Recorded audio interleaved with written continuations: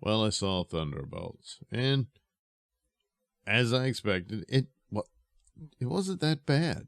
You know, it's, I mean, right off the bat, what are the metrics? So, the way things are, it's probably one of the best of the bad Marvel movies that we've had in recent years. And so far, right now, it pretty much holds the title as the best. Now, we've only had Captain America Brave New World. Well, Thunderbolts is way better than that one. Next up is Fantastic Four, which is supposed to be the next big boost in the hopes of turning the tide and saving Marvel. I'm extremely dubious of that. So Little Thunderbolts might even beat that in quality, in just its simplicity. It's a very basic story. They pretty much stick to it. They do an okay overall adaptation of Sentry as much as one can within this. In fact, they do a better job of that than the overall narrative of Thunderbolts. There was no way they were going to be able to tell the actual original Thunderbolt story, which is too bad because that one was rather clever and would have been fun. The problem for the MCU is they didn't develop enough of their villains to really make that happen, and for it to have the impact that it did when the big reveal was who the Thunderbolts were and all their scheme and their plan, and then the villains who pose as superheroes end up, I kind of like being a superhero and that kind of thing, and it kind of backfires, certainly on Baron Zemo, who was the actual leader and all that. But and then after that, they pretty much became Marvel Suicide Squad, and that's basically what they just jumped ahead to for this, and had, Elaine from Seinfeld show up in some cameos here and there, and then finally had the full-on movie where she's sort of this, a little more sillier version of Amanda Waller. And that's what they did with it. Because even that, with the later iterations of Thunderbolts, and for them to become the Avengers, which is what the asterisk was, I would have thought they would have said the Dark Avengers, but I suppose they couldn't actually call themselves as a public thing as how the movie unfolds. So they're just the New Avengers. But of course, there were a group called the New Avengers, but it wasn't these guys. Yeah, well, it doesn't matter. Anyway, but that whole story with Norman Osborn taking over and all that, that was probably Michael Bendis's last great run that he did. It was actually a pretty cool run that he did with those when they became the Dark Avengers and so on and so forth. But so much has pooped the bed. That came out of Secret Invasion in the comics. So the TV show was absolutely atrocious. So this wasn't much here, but for what it was, just this group of misfit characters that for the most part nobody knows. Bucky, you would know from the other Marvel movies. Most people didn't watch any of the DP shows. This kind of works as a sequel to the Black Widow movie, which didn't do all that great and was a bit of a letdown, as that's how you end Scarlett Johansson's Black Widow. Granted, she died in Endgame, but then they do this, sort of prequel to that with Black Widow. And I was like, oof, that was pretty bad. But it introduced her sister, who is the lead in this movie. And she does all right. I mean, there's the obligatory scenes of, there she is, this little girl toppling these big men around. When she gets her Black Widow stuff, the little bracelets that shoot the electric charges at people, they should have had her with that all along. That's her ace in the hole, and that takes out people and stuff like that. But it just really didn't. And they did the same thing with Scarlet, but I just, it's just not all that believable. We're zipping around and doing this. Some of the moves I could see, yeah, but man, she just takes one guy out here and there, and it's no. But when she's got her electric thingy, okay, fine.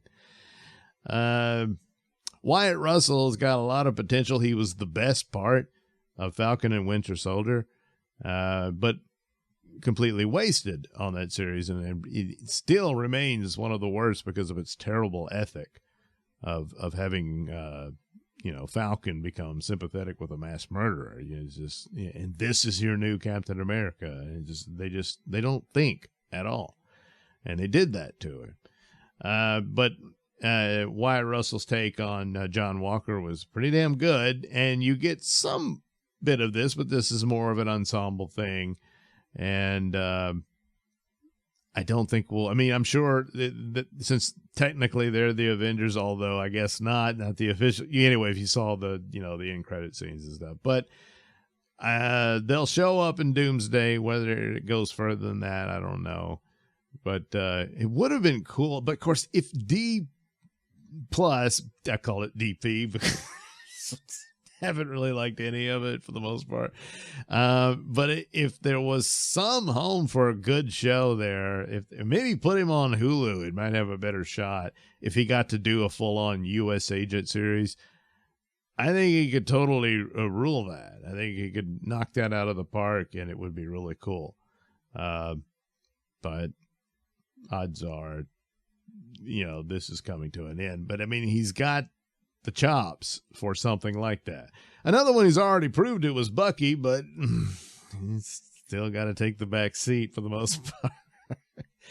But overall, the story was fine. I'd heard things about it, about how long it takes them to get out of the trap in the initial scene and stuff. But I was fine with it. It worked out. And ultimately, how it ends with, how are you going to defeat the Sentry? And they presented the Sentry as close as one can get from the actual comic book story about just how powerful this guy is. And none of these characters in the Thunderbolts had the slightest chance against this guy. So really, the only way would be to convince him to stop, which they do. And it does this thing, and he says, oh, it's therapy or whatever, but it's just, they all kind of get him. They all kind of understand him because they're all sort of these broken people for their various reasons. And so I can't argue that this is not a credible ending for it. It's not like, oh, we found the secret kryptonite that stops him, that kind of thing. This is probably the only way you could do this with this guy. So it's the little movie that maybe could have done well, but the problem for it is it doesn't even have any Marvel stars in it. The exception of Bucky. I guess they should have just done a full-on Bucky movie. Maybe that would have done better. But as far as the rest of it, they weren't going to be able to draw anybody in. And Marvel is in such bad shape now. They've had too many poop the bed movies. And this really wasn't one of them. And in comparison to those, it does much better. But it just doesn't have the draw of a Thor or Doctor Strange or something like that. And it had Marvel been healthy, had Brave New World had been this smash hit, had been really good, then this movie would be doing a lot better right now, and maybe even exceed expectations in that alternate universe, if you will, where the Marvel movies are still good, and there would be interest and excitement about it, and it would do really well. Who knows? May even get a sequel out of it, but that's not the case. That's like with Star Wars saying, Andor would probably do better if Star Wars were healthy. Skeleton Crew might have done better if Star Wars were healthy. It's not healthy. In fact, for all intents and purposes, has been dead for a while. And Marvel may already be, but it's certainly very, very sick. And sure, you can have another Deadpool movie at some point, and that'll do all right. A Spider-Man movie will probably do well. And then that's it. Doomsday, I guess, can have enough curiosity about it, and Secret Wars. But they just can't seem to figure anything out. And a lot of the things about Thunderbolts is there just wasn't a lot of news about it. There wasn't a lot of attention given to it. And I suspect Marvel itself kind of forgot about them, and that might have helped them. I don't know. They left it alone. You know, they didn't mess with it too much. Who knows? But that's it. Without going into overt spoiler or what have you, which are all over the place now, so you probably heard it anyway. But nevertheless,